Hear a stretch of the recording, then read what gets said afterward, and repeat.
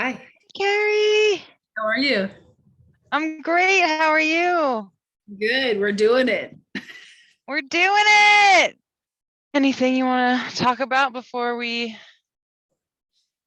kind of begin? I just think we need to give it a little bit of a blessing. Great. I love that.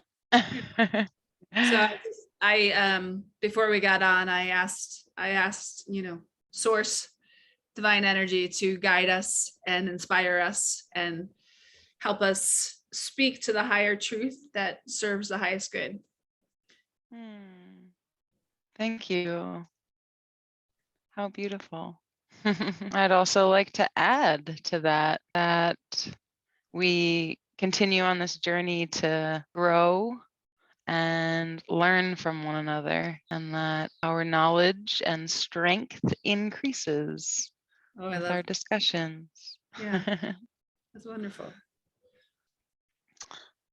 Hello and welcome back to our Embodied Divinity, the podcast and YouTube TV show where we talk about normalizing our spiritual awakening journey by discussing different healers and really magical embodied beings, embodiment of their own source of divinity, and how they kind of went through their own spiritual awakening journey and what that brought in their lives, so that we can normalize this discussion and not feel so bizarre when we are going through these types of processes, because they are really normal and we are all awakening and on our spiritual path. I'm talking today with Carrie Baquie, who is a chronic illness ally and coach, and a spunky mom of 3 teens, a survivor of brain injury, Lyme disease, and mold illness. Carrie transformed chaos and overwhelm into thriving with her unstoppable mindset, grounded in her signature soul-centered strategy, which she now shares with her clients. Her journey to recovery from these illnesses stripped her down to her very essence, channeling her into crossroads where she was forced to choose between the darkness of fear and separation and the light of faith and connection. At her core, her healing came from choosing the light over and over again. Through all of these choices, Carrie was able to reclaim a life that she loves and discover her sole purpose of empowering other women with long-term health challenges to move out of fear, isolation, and overwhelm into hope, healing, and thriving, so that they too can reclaim a life they love. Her own experiences give her empathy, compassion, and powerful hindsight to help others get unstuck and move towards their vision of a better life. To say she had a spiritual awakening through her health journey is a vast understatement. During the 4 years of her comeback, she awoke time and time again by peeling back the imposing layers and letting spirit in. This is how, with faith, grit, and persistence, her connection to the divine was magically transformed. Thank you so much for being here with me today, Carrie. I was lucky enough to meet Carrie through our shared holistic coaching certification, and we instantly connected. Our view of helping people transform their lives from illness and pain to purpose and hope is very synergistic, magical. We were calling each other goddesses and speaking about the divine in kind of a roundabout way, actually. But once we shared that connection of, yes, I communicate with divinity, things just kind of exploded from there. So it is a deep, deep honor to get the chance to speak with you today. Thank you so much, Beth. It's so awesome to be here. And, you speak to our connection. And I think it's been, decades since I've hopped on a call with someone and continued to talk for over 2.5 hours, just unfolding and unfolding and unfolding. So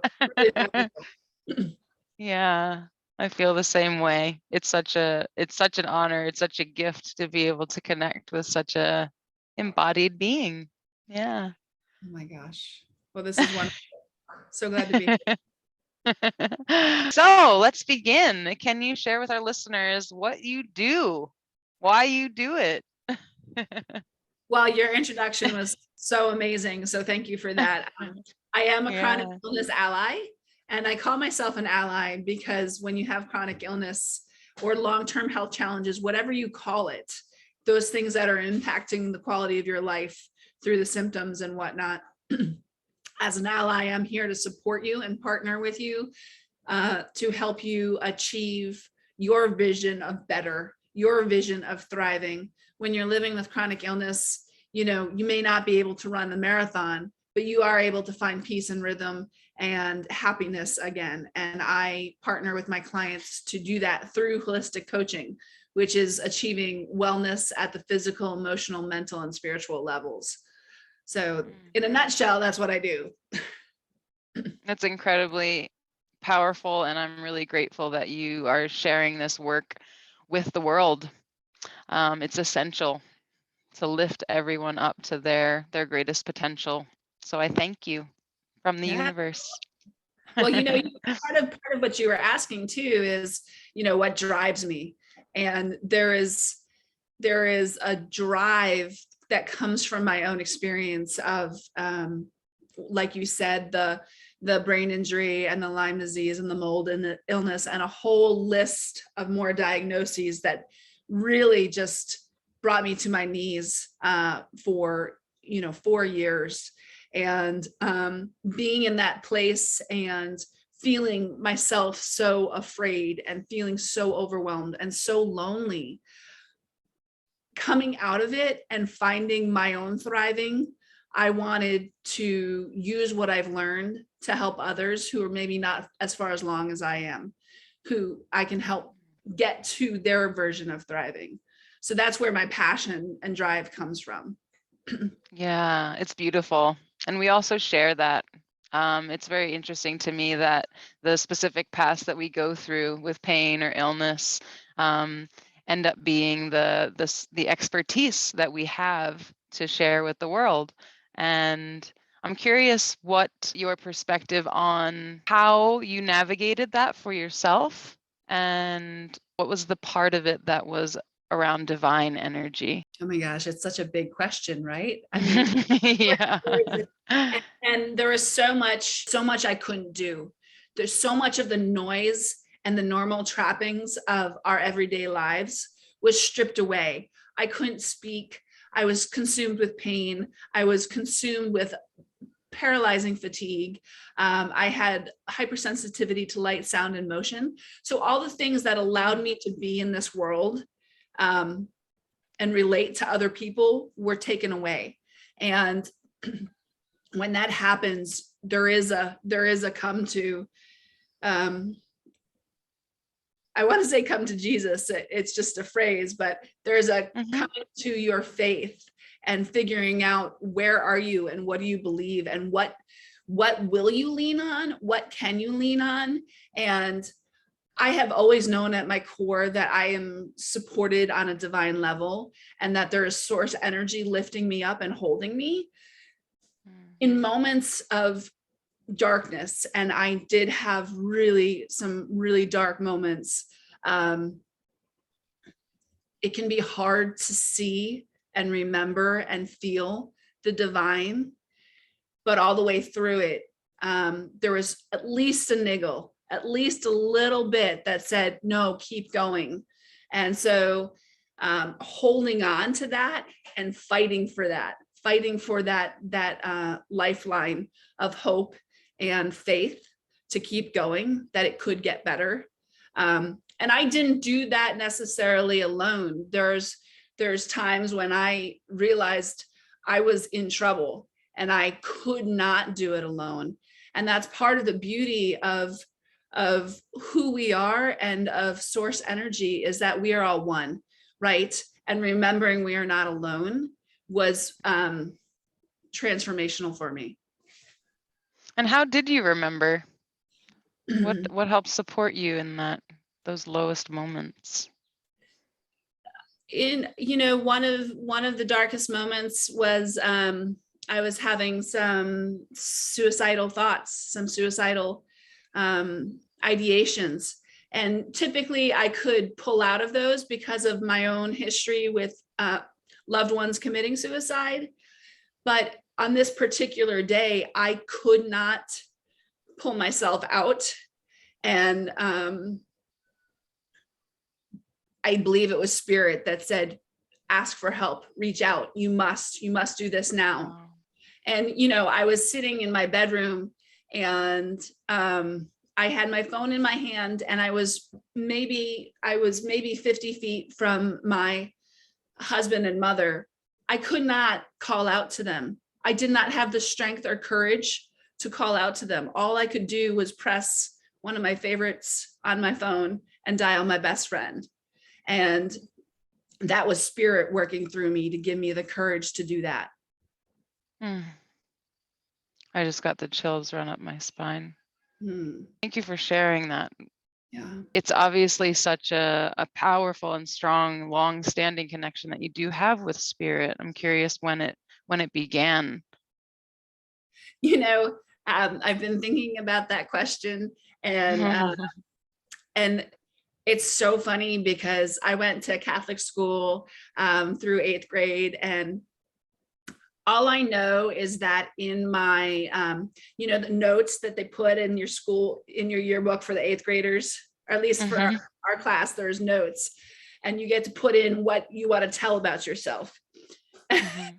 I'm at a Catholic school, and I put in reincarnation, right? So wow. I knew back then that there was something more to this life than just what we see. Right. So that was 8th grade. So I know there is a foundation there from really super early. Wow. That's incredible. And were there any turning points in your life from that point? I'm sure there were many, but do you recall? Just so many. I want to speak to two if I can. One please. of them, and both of them speak to the misunderstanding I had about what this higher power was, what God was, what source energy is. The first one was in my teens. I was angry at religion. I was angry at the opulence and the hypocrisy and all of these things. And I looked at all the money that was being spent with all the poor that were not being helped. And I was so angry. And my boyfriend, who's now my husband, he said, it's not source. It's not God that's doing that. That's people's interpretation of God. And so the fighting and all the opulence, and the opulence too, it was, I went to Notre Dame in Paris, and I did a tour. And on that tour, they taught me about the woodworkers in the alcoves that spent 80 years of their lives carving these magnificent wood homages to their God, right? And for me, that spoke to a love, a passion for higher energy, higher source that I didn't understand before. That the opulence wasn't just about the money. It was about this fervent love and dedication to faith and a belief in a higher power. Does that make sense? Oh, yeah. It's not at all about the money spent. It's about the time and the dedication to constructing something in honor of.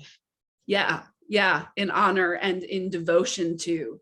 And that was just such a, I cried, I wept, that understanding, that awakening to what that could be was just so powerful to me. And I really feel like it was a big misunderstanding of what was happening in these people's lives. Does that make sense? Absolutely. Another misunderstanding that is more recent, that I feel like is really important, was an important pivot point for me when I was sick. When you are facing hard times and you're struggling, there is a propensity to say, oh my gosh, God, why are you doing this? Why is this happening to me? I never felt that. I always felt like I did want to know why it was happening, but I wasn't blaming God. And I actually injustice after injustice was happening in terms of how the doctors were treating me. And people around me were like, you need to get angry. You need to take revenge. You need to do all these things. And I couldn't bring myself to do it. And then there was a final point where I met with a spiritual director. And when I met with her, I told her what was going on and how much I was struggling to make sense of where I was and what was happening. And she said, do you know you have permission to be angry at God? And I was like, no, I don't. I'll be smote. I'll be shot down by lightning. Like my understanding of my relationship to a higher power was that I could not be angry. And if I got angry at my higher power, then I would be turned into sand. Like literally, yeah. And that's from my earlier upbringing, but understanding that my relationship with my higher power is more like a marriage or a friendship where you speak clear communication and you express your feelings true and authentically was, as I said, a pivot point. It was like this huge weight was lifted off of me and I could get in touch with my anger and work through it rather than deny it. And I think that was a big part of my healing process too. Thank you so much for sharing that. I'm sure a lot of people have that same feeling. What gives me the right to have these, even just feelings or emotions in general, let alone directed towards a higher power, right? There's this conditioning, I believe, that we experience, particularly in the West, around what the norms are about religion and our higher power and spirituality. And I think that's an incredible insight. Are there any people or maybe even individuals in your church itself that helped you to learn more about what was happening? I've just been gifted with so many guides, both on this plane and beyond. And it's magical because our church at the time had an interim minister. And the way an interim minister works is that they come in, they allow for the transition between the last minister and the next minister. And they're just there for that period of time. And you can't talk to them afterwards. You're not allowed to be connected to them afterwards. So for a very, maybe a year and a half, 2 years, I had this one minister who was my go-to for my spiritual direction. And it was magical. She held space for me and she helped me process real questions, real, what is surrender? What does angry look like? What can I do? What should I do? How do I hold this? How do I move through this? And I'm just so grateful for her. And yet that was just the season, right? They say people are in your life for a season, a reason, or a lifetime. She was just a season and she was exactly what I needed in that time. And what a gift. Absolutely. And it's so interesting to me what's coming through, if you don't mind me sharing, is that these types of questions it sounds like she was coaching. In some ways, I would say that's true. She was evoking awareness and she was helping me come to my own understanding of what I wanted to do with all that was coming up and all that I was struggling with. She never said, this is the answer. It always came from me. And it was always a dialogue and a partnership. And certainly that's what coaching is. Yeah. How incredible that you got Yeah. to experience that was it a young age? Well, this How was old were you during my recent health journey, my recent health crisis. So it's just in the last 4 years. Wow. I'm curious, in between the time of you really always knowing, you said around 8 years old, that you always knew that there was, something beyond even just your church. in terms of spirituality, and then, flash forward to this like massive health crisis that kind of catapulted you into not only your own inner exploration, but the work that you do in the world. Were there other times in between where maybe things seemed like to be nudging you towards something else? Yeah, were there other steps along the process? Yeah, and I would say it is this this magical endless staircase. I have been an insatiable seeker for as long as I can remember, and it's moment by moment. There's milestones all the way along, and struggles that hit me and help me get clarity. It wasn't just I don't want to say it was always in the struggle that I got spiritual clarity. But there's been moments. There was another moment when I had moved out west. I was in California. I was living on my own for the first time. I was like post-college, and I was living in this tiny little log cabin, and I was sleeping on a borrowed futon, and I had this dream.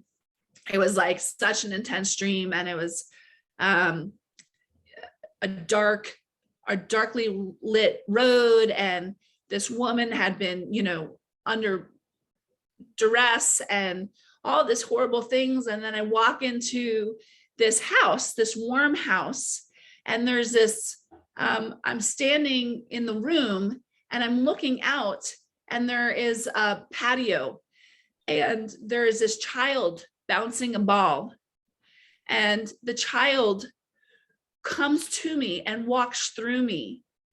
And as the child walked through me, it said, everything's going to be okay. Now, it wasn't just a dream, because I woke and held that tingling, massive, beautiful feeling in my body for the next 3 days. Like the essence of that child walking through me and assuring me that everything was going to be okay. Well, I unparalleled experience. Wow. And so that was in my 20s. Wow. And you had like an overwhelming sense of ease, not fear, not No. like what the heck was that? No, it was so clear that this was a reassuring, light-centered, loving energy that was there to let me know that I was supported and loved beyond this plane. Yeah. Wow. That's absolutely incredible. It was cool.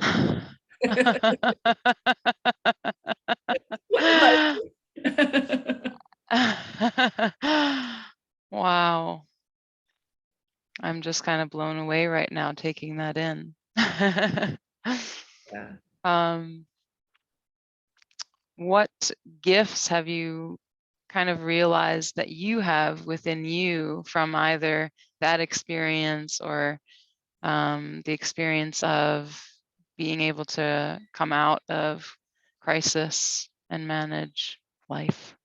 I think part of the gift is the trust, is the faith, is the knowing that I'm supported, the knowing that I'm guided, that I'm inspired.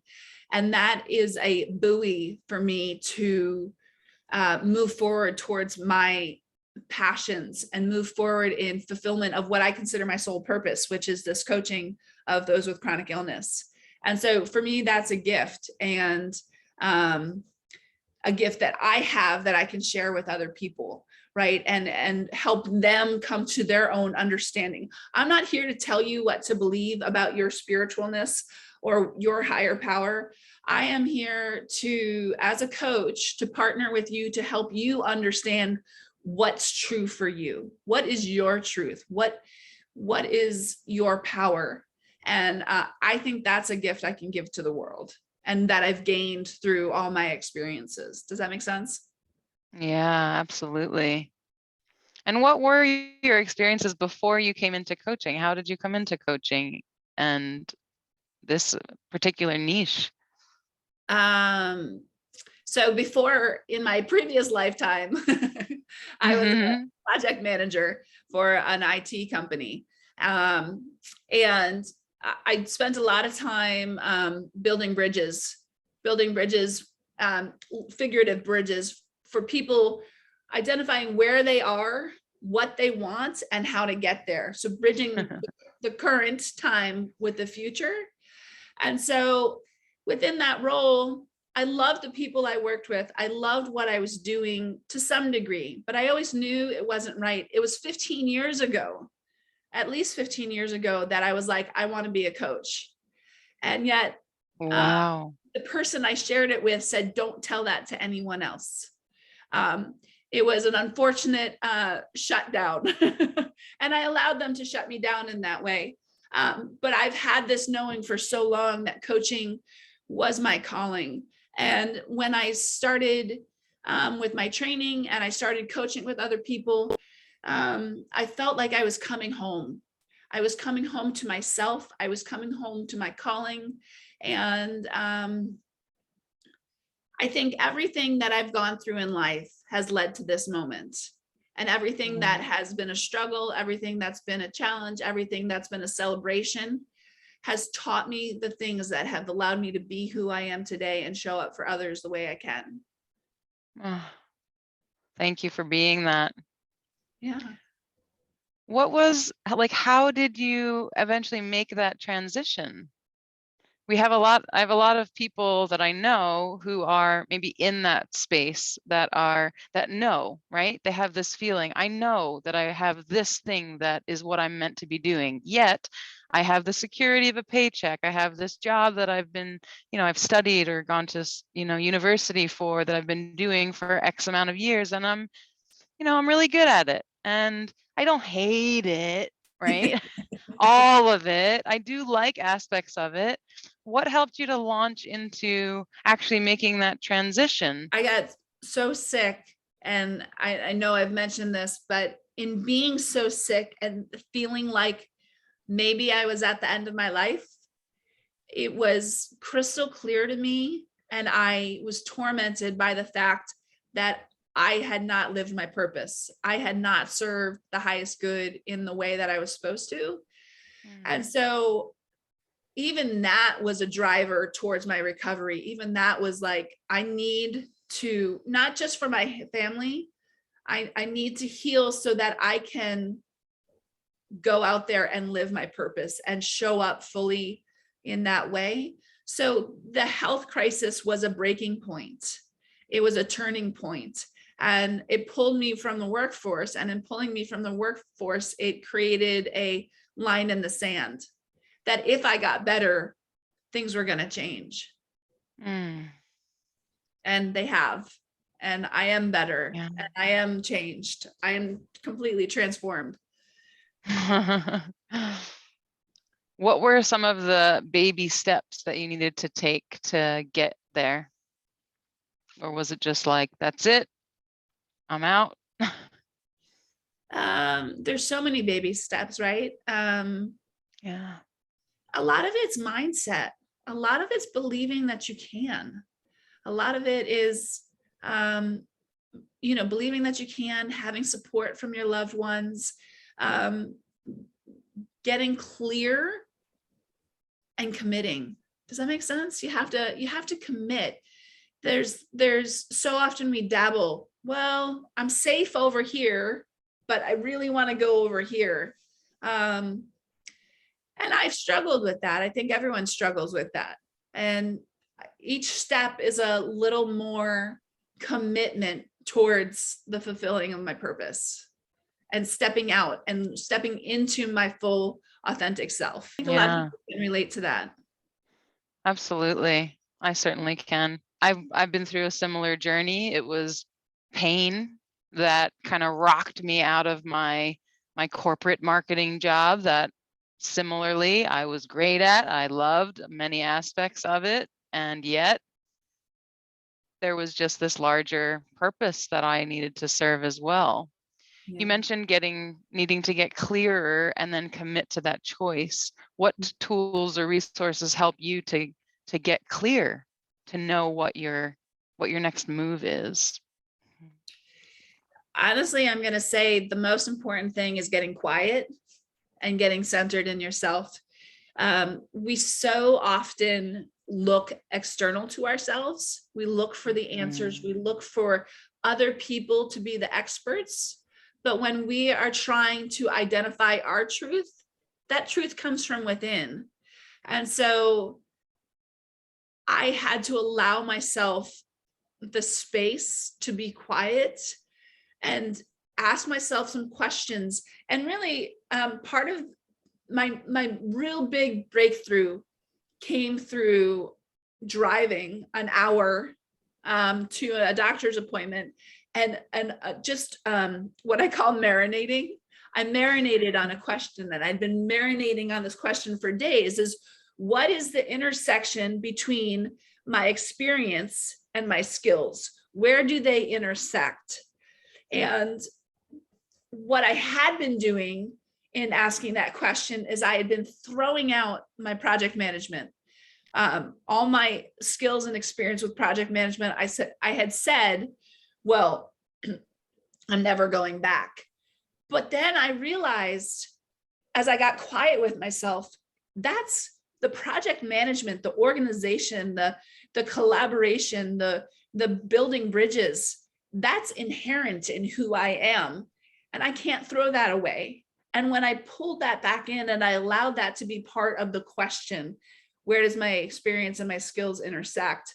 This whole world of possibility exploded for me. And honestly, I had a divine download from that, just by giving myself the space to ask that question and let it marinate. I had the framework for my business just downloaded. It was incredible. Wow. I wholeheartedly agree that giving yourself time and quiet is when we channel. Yeah.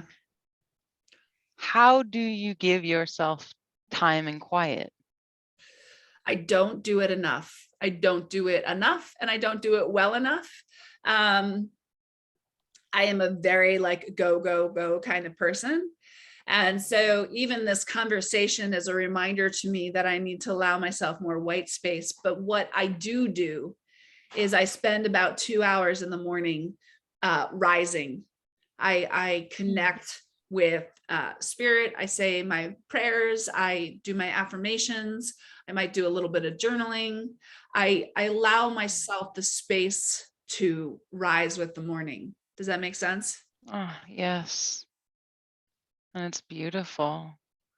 And how did you, I just feel like a lot of people, even my own mother, for example, always says, you're the only person in the world that can meditate all day long or something. Not that I do meditate all day long, but this is a really real thing for people that, just carving out 5 minutes is a real challenge for many, fellow parents and those who work possibly multiple jobs, have trainings and, all of the things in life. Did you just one day start taking 2 hours? How did that come about? How the heck do you carve out 2 hours of time for yourself?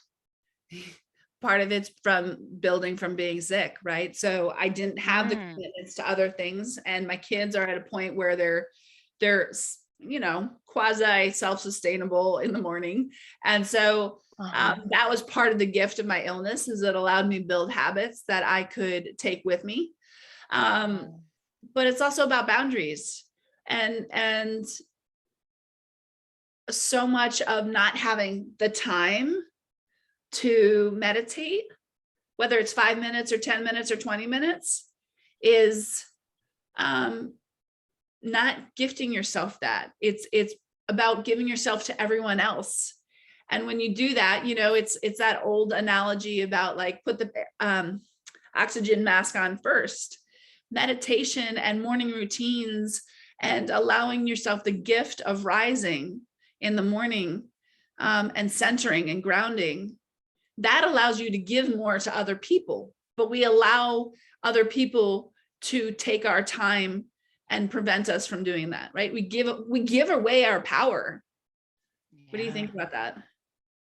I absolutely agree that taking the time for yourself is a gift. Yeah. You know, this speaks to the love languages, right? We often don't think of gifts as non-tangible items, but you know, time is also a love language. So I love that you say the gift of rising. It's so poetic, you know. It's not just about, okay, I'm waking up, but it's an elevation, and like it speaks to enlightenment and rising to our own higher level of consciousness, really. Yeah.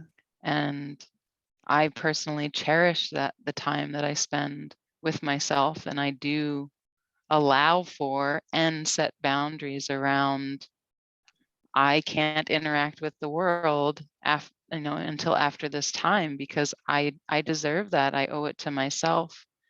And it's beautiful that you have found that flow that works for you, having a family. I know this is something that a lot of people struggle with because, and I often don't have the tools to provide even suggestions because I don't have children.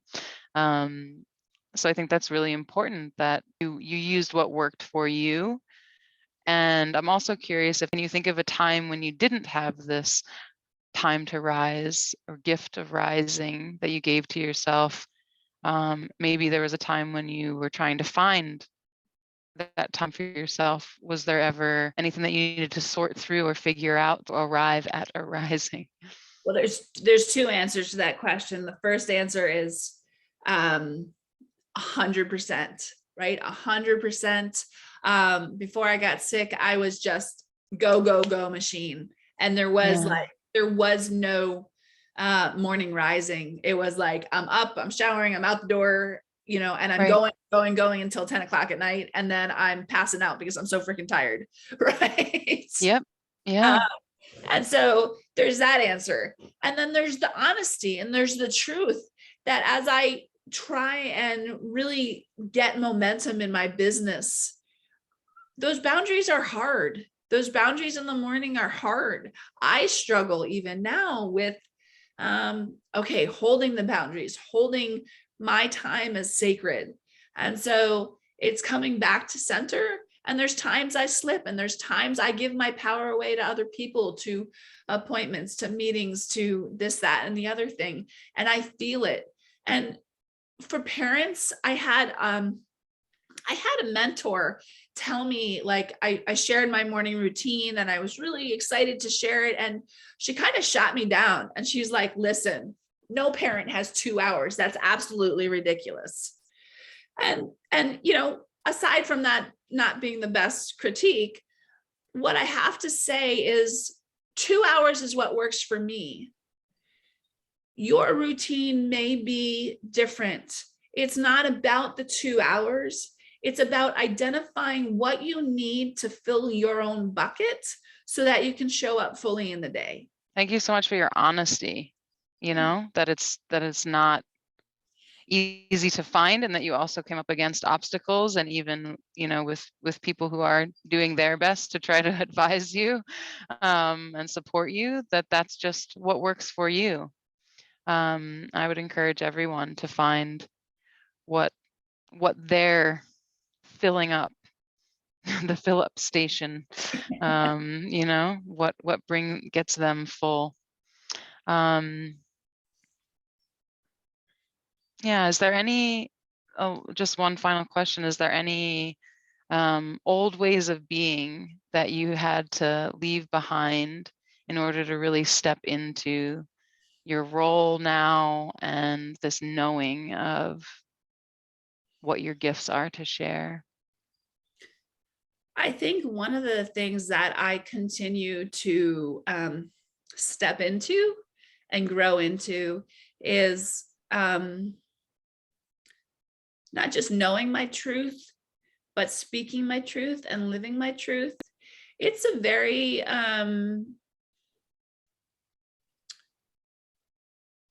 limited framework that we live in terms of the larger understanding by the masses of what is normal and what is like, what is okay to believe. And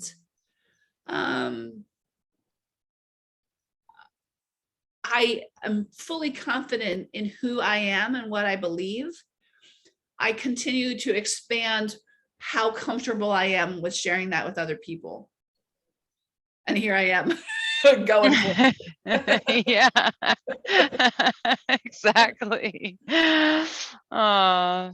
Thank you so much for embodying your divine source, for choosing so powerfully to share this really challenging experience with the world. I feel like this work that you do is absolutely essential, and it resonates extremely deeply with me, with my work with uncovering the purpose behind your pain. I feel such a strong synergy and sisterhood with you, Yeah. Carrie. Yeah. Love it. I love it. There definitely is just a beautiful connection. Yeah, absolutely. So if anyone would like to reach out to you for connection or learning more about the programs that you offer, how can they do that? So I've kept it really easy to some degree. It's Carrie Baquie. You spell my name Carrie, Baquie, Baquie. And I'm sure you put that in the show notes, but it's carriebaquie.com and at Carrie Baquie on social.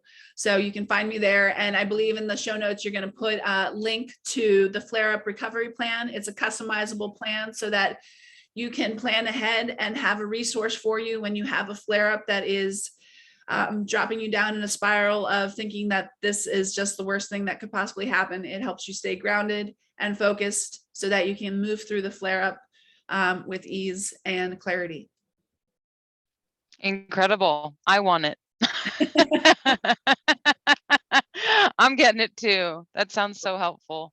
I really appreciate your time today, Carrie. Thank you so much. It's an honor and a blessing to know you, to exist with you in this dimension. And I look forward to many more chats and conversations and helping others with the gifts that we both share. Yeah, I mean, do we want to share it all about our intentions? Yeah, would you like to let people know? So this is the first of 2 conversations, and I'm wondering if in the next conversation I can turn the tables and ask Beth questions.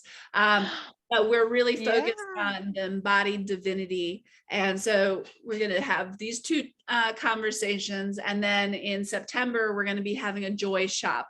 Beth shares this concept of a joy shop rather than a workshop, and that is still unfolding what the focus will be, but really it's about the embodied divinity and the divine feminine and finding balance in this world.